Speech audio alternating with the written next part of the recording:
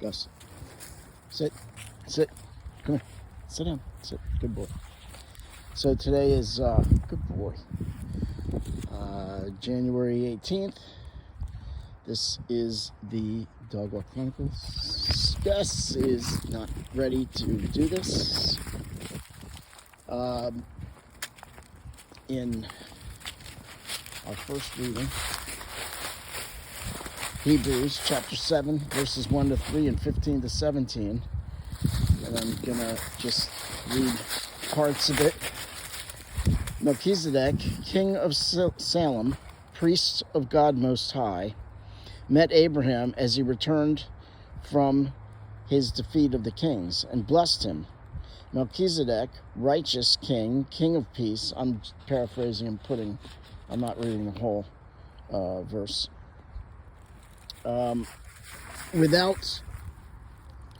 This was interesting. Righteous king, king of peace, without father, mother, or ancestry, without beginning of days or end of life. Thus, later we hear, thus made to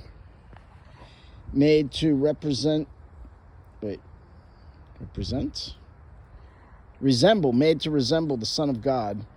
And later it says, it is even more obvious if another priest is raised up after the likeness of Melchizedek by the power of a life that cannot be destroyed, God, who, again, I'm not reading the whole thing, who testified, you are a priest forever in accordance to the order of Melchizedek. So I thought it was interesting. I don't remember reading this, that Melchizedek, you've heard king and priest, but I don't remember without father, without mother, without ancestry and beginning of days. So I looked that up, and it says if it was the way that they did things, if there was nothing written down, then they just wouldn't acknowledge it. So it was like he didn't have a father, didn't have a mother.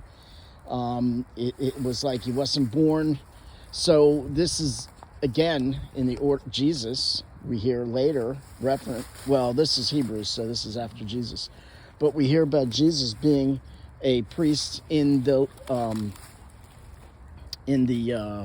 likeness of Melchizedek. So Jesus wasn't born in the normal way.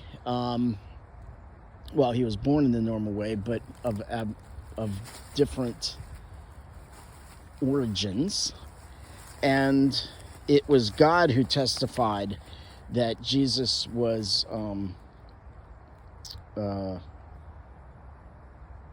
his son. So later, and Jesus is that priest in the order of Melchizedek. I think I lost my thought there, but in Psalm 110, we hear, you are a priest forever in the line of Melchizedek. And Hebrews, we're started in Hebrews and we're up to chapter 7 now. So Hebrews seems to be talking a lot about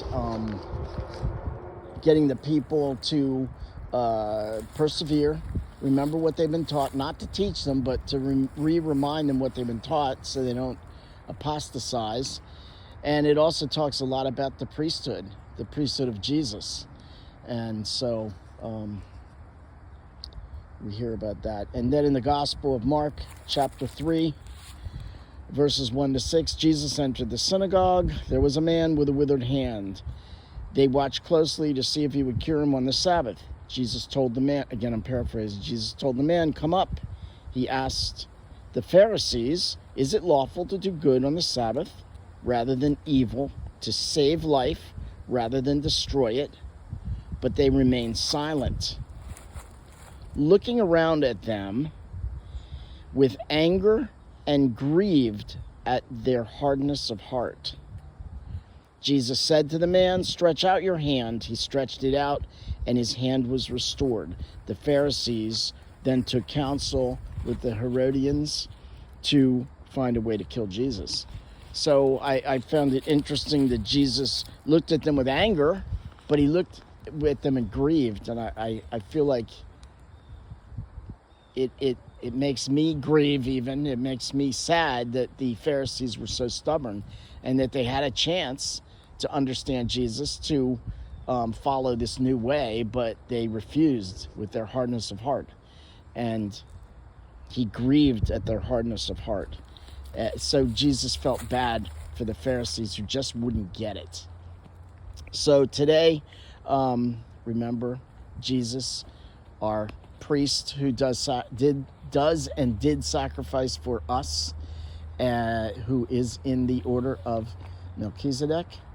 And again, remember to not have the hardness of heart as the Pharisees did.